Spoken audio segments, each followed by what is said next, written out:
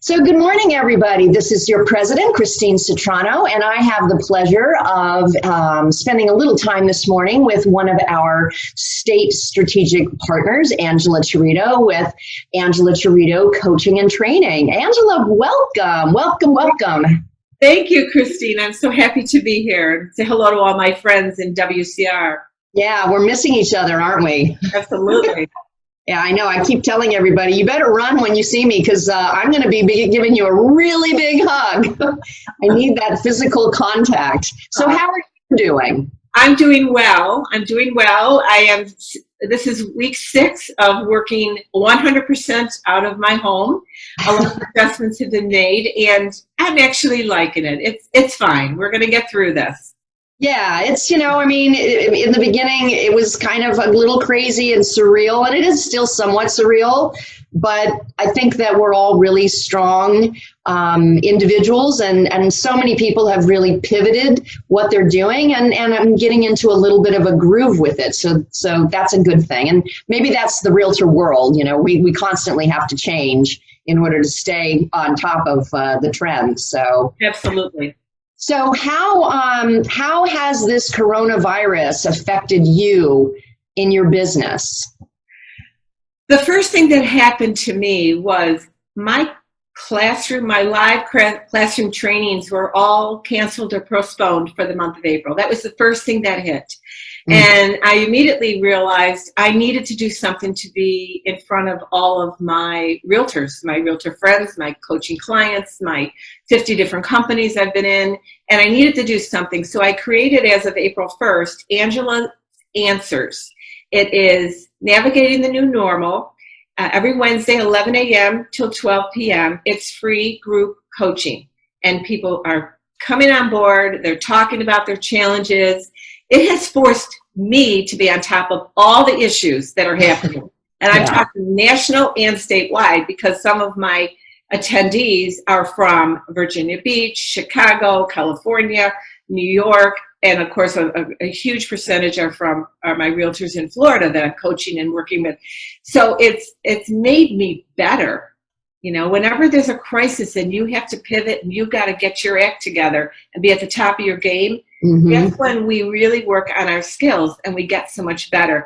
I do want to offer that invitation to anyone on this call. Where would they get that? How would they reach out to you? They could probably just text me at 585-230-6287. Again, 585-230-6287. Let me know that you want to be invited. Send me your email address and you are welcome. And I am running these every Wednesday until the last person does not show up. You're the only one in the room. And then I will stop. So I know that we're going to continue through the month of May. They're going very well. And I mean, sometimes I'm getting 20 people on a call. Sometimes I'm getting 5 or 6. It doesn't really matter. As long as I'm helping people that day, that's my way of giving back and staying in front of people. There's a lot of people that would love to do coaching and just can't afford it right now. So I want to work with these people and get their skills increased until they can really join up with me. I think that's one of the things that I've noticed with this stay-at-home, work-in-place situation that we all find ourselves in is so many people that I talk to are really honing their skills. They're taking care of those things that they've always meant to take care of, but have never had the time. And of course, now we have nothing but time. So they are, getting their CRM program up to date. They are getting their continuing education credits up to date. They're earning designations and certifications that they've always intended to do, but again, never had the time. So I think it's really smart of everybody to do this, and it's absolutely commendable of you to offer your services to really help people because we can all lose our minds if we allow ourselves to over this craziness and the uncertainty of when this situation may come to an end. So that is a wonderful thing. What other types of things are you doing to keep yourself from going crazy and busy and keep yourself out there and relevant? Well, the first thing that I did was I looked at each one of my classroom trainings, including the CE courses and the ones that I've written myself, and I converted them all to virtual. That was the first thing. Then I went out and shot a very goofy, crazy singing video that went out. It was to Annie Get Your Gun, a good song, out there. And I posted that to all my ed directors nationally and leadership nationally.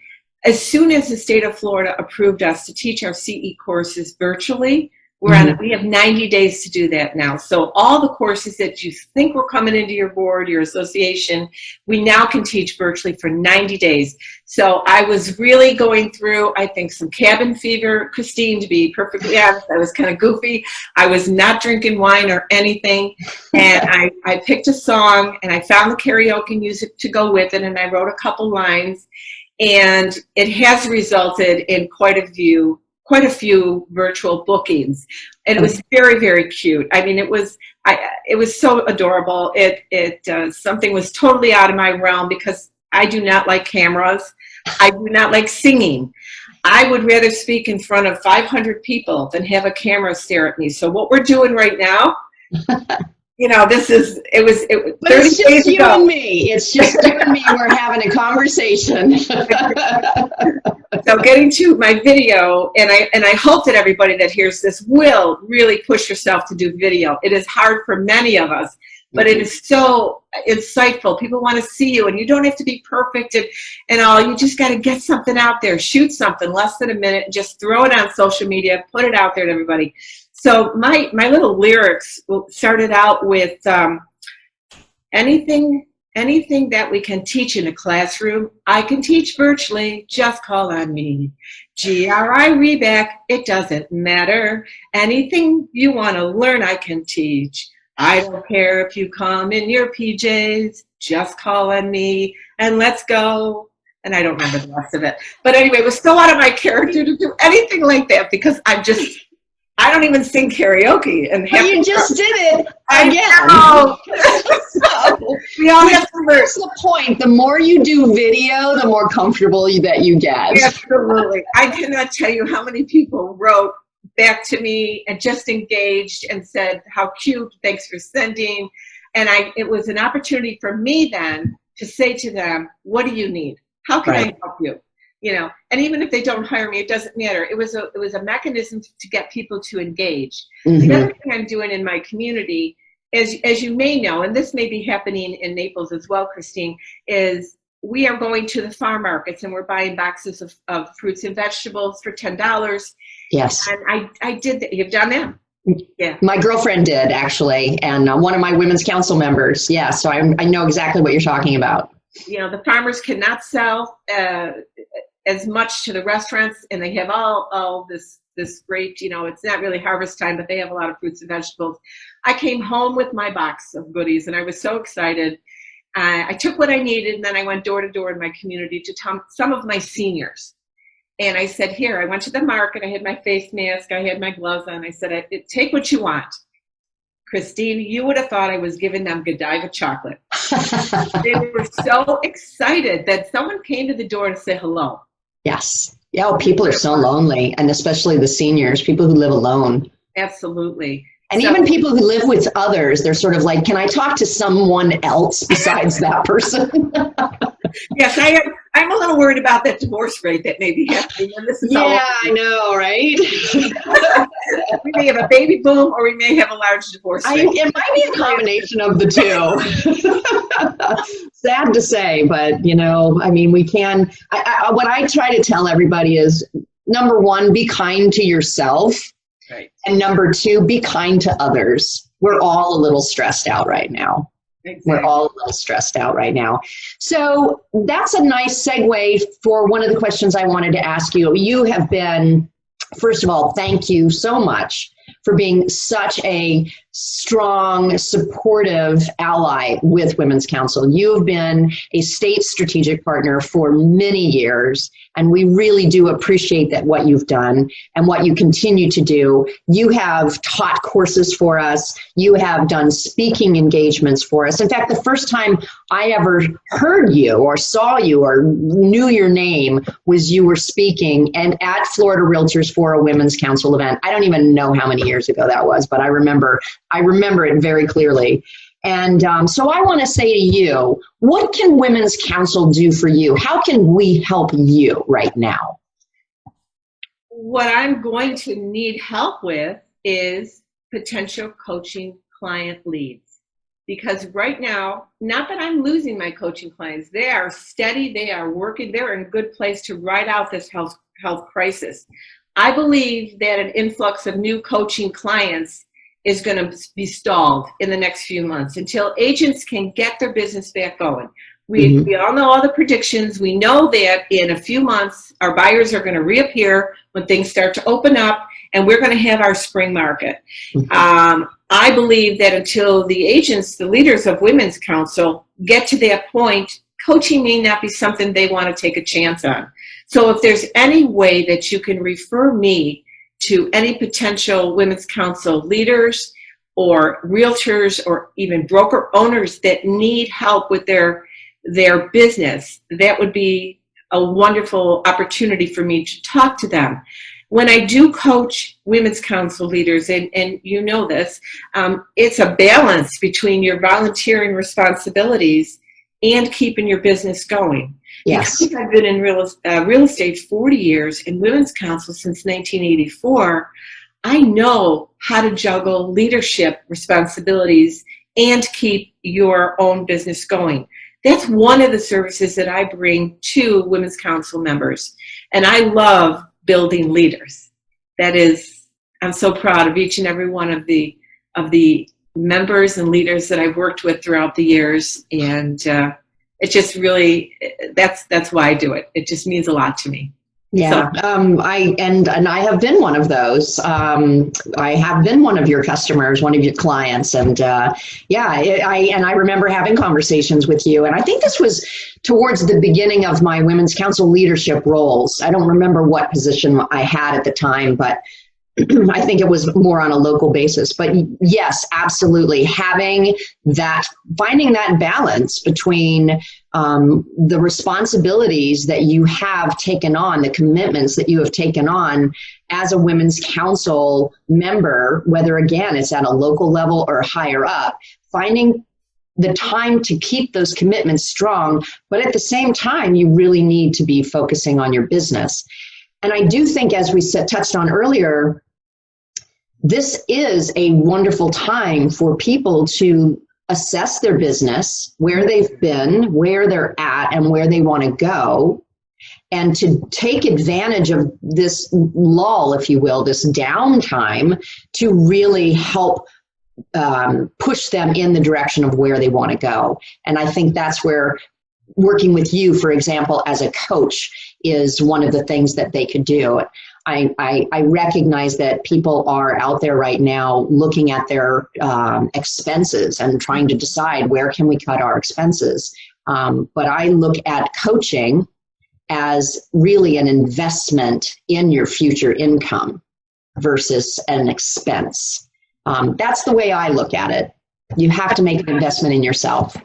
Thank you for saying that. It truly is something that no one can ever take away from you. Your knowledge, your skill, your busting through those challenges that come into play when we are in the business world, when we're trying to manage our world, our leadership, our family, and our business.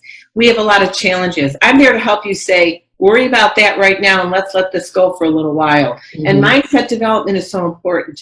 I also believe right now, as agents are home and you are safe at home, you should be working on different niches, because niches are revenue streams. I just wrote a course for Florida, 2-hour CE course. It's called The Riches Are in the Niches.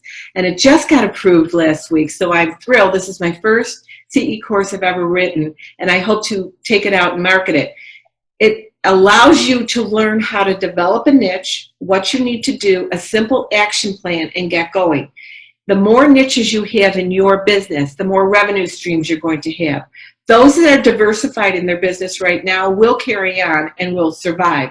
Those that are just working one market, one marketplace, one niche, you're going to struggle a little longer till we can get something else started for you.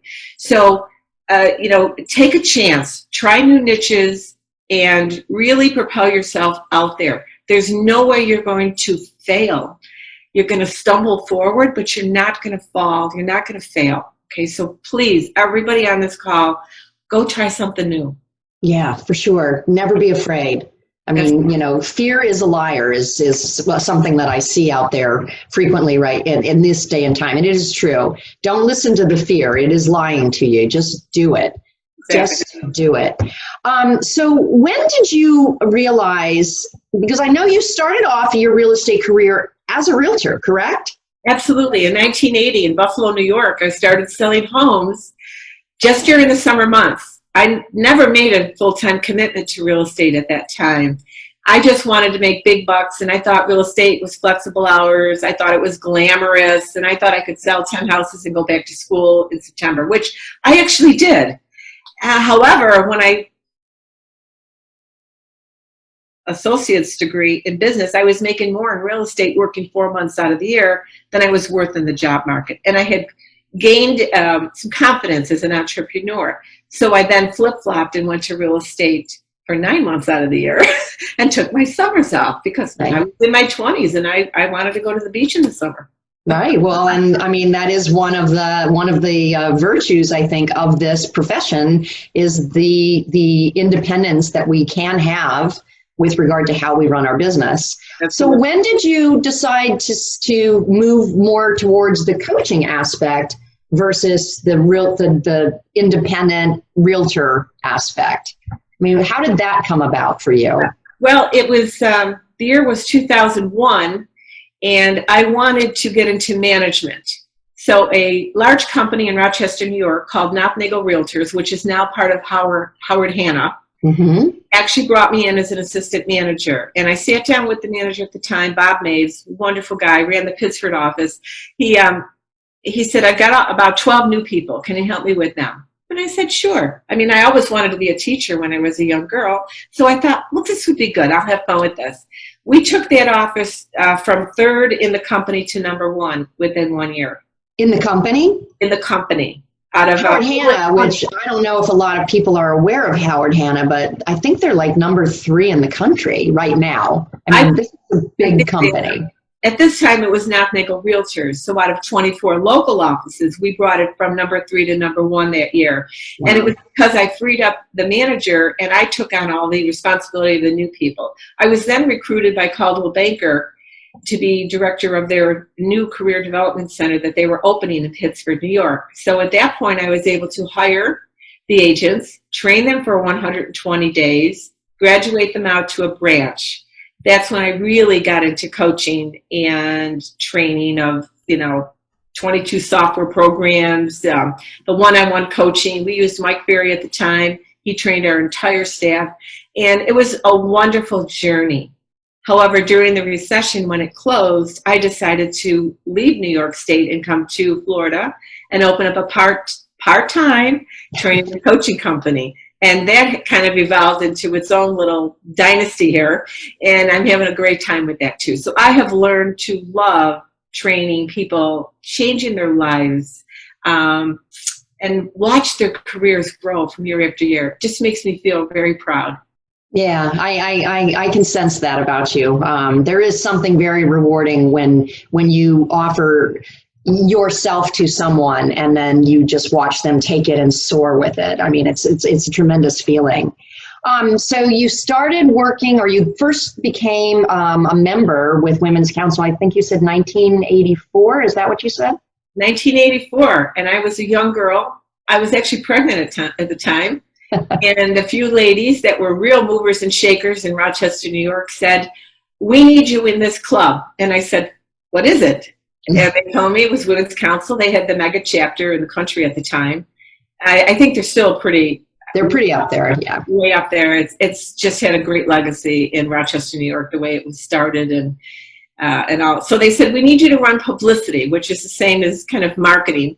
And so we created the first annual Women of the Year Award. Then after that, they made me the vice president of sponsors and affiliates, because we had such a waiting list of people, affiliates that wanted to be an affiliate for Women's Council, that we had to set up restrictions.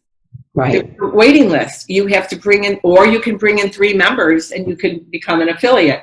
So not only did the money needed to be watched, but the affiliates needed to learn how the real estate mindset worked. And the realtors needed to work how the affiliates needed to be supported. So I kind of got into that role, and that was fun. And I'll tell you, that was 1984, and I've been, hanging around since. We just can't get rid of you. No, don't ever leave. I mean, maybe they'll give me a 50-year award someday. Yeah, what do they call that? A Hall of Fame or something like that? Lifetime achievement. Well, it is always, I must admit, when I do have the pleasure of going to conferences, whether they're here in the state of Florida or national conferences, your face is certainly one of those that always brings me pleasure. You always have such a big smile on your face, and it warms my heart to be friends with you.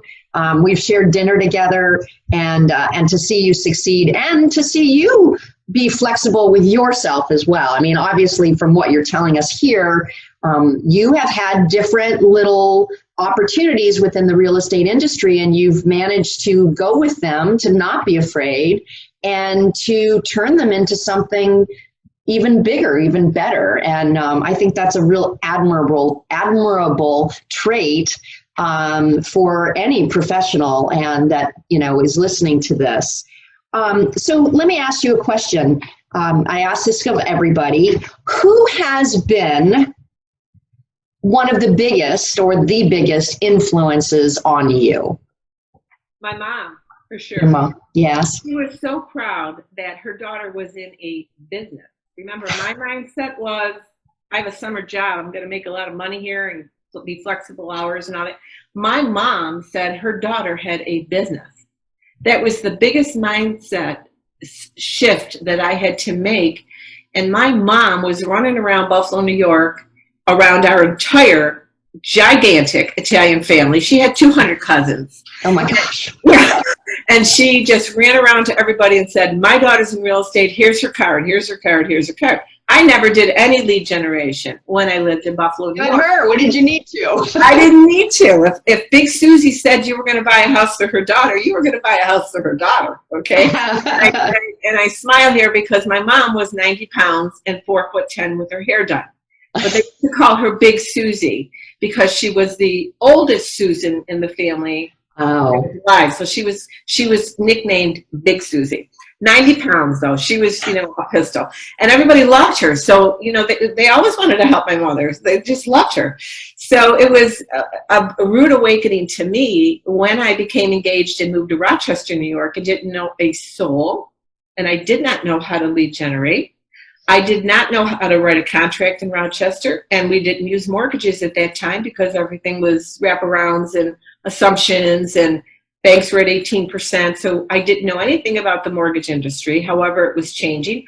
I had to learn how to adapt to that new marketplace and learn how to meet people. So that was a huge shock to me, that business wasn't just going to come to me in Rochester. Yeah. So, we all have to keep starting over. I've been downsized about 4 times in the last 15 years. And each time you just have to get up, get dressed, recreate yourself. Mm-hmm. Try new things. And if I could say one thing to everybody here today, I want you to really soul search. What do you want to do that you're afraid to do? And if you don't know how to get started, I want you to call me, and I'm going to throw some ideas at you, and you're going to go try them. You can't fail. You've just got to keep going. With this health crisis we're having right now, I thought about it, and I said, it'll blow over. We have good people working on the issues. I've got to believe that real estate will survive, as it always, always has. And if we lose a few 100,000 realtors who are not really committed to the business anyway, that's a natural thing that possibly could happen. I don't want it to be any of my people. I want my people surviving, though. Okay. Yeah. Because we all know what we need to be doing. And if I could say one thing is, 2 or 3 times a week during this health crisis, get professionally dressed. Get the hair out of the ponytail, throw on some lipstick. I don't care if you're just going to Walmart to buy groceries. I want you to get up and feel that level of professionalism that we had 6 weeks ago when our offices were open. Yeah. And that does so much for your mind. It is truly a mindset. I still, from the very first moment that I made the decision that I was going to stay at home, which was, I made that decision before my broker, said, don't come into the office. And partly it's because my daughter lives in Seattle, so she was dealing with this 2 weeks before it really hit me. So that gave me a little bit of a heads up, but I never changed my routine. I still woke up early and my husband would look at me like, why are you setting the alarm? Where are you going? It's like, no, I need to stay in my routine. And I still, every day, I get up at the same time. I do my same routine. Still go and work out. I mean, I still get my head in the game because it is a mindset. It is absolutely a mindset. I'm not saying I'm wearing a jacket, but yes, it is absolutely a mindset. So thank you so much. You are always such a pleasure to talk to. And I, again, truly appreciate everything that you do for Women's Council. And can you just tell our listeners again your phone number or how to reach you or to text you to get more information about your courses and your Wednesday class that you're doing? Okay, I'm going to give you my national cell phone number again. It is 585-230-6287. Okay. 585-230-6287. Call me, text me. We will talk. We will get you onto the Angela Answers, the coaching sessions. And I want to hear from all of you, really. Wonderful. I'm here for you, and let's keep going. Everybody, please stay safe, stay healthy.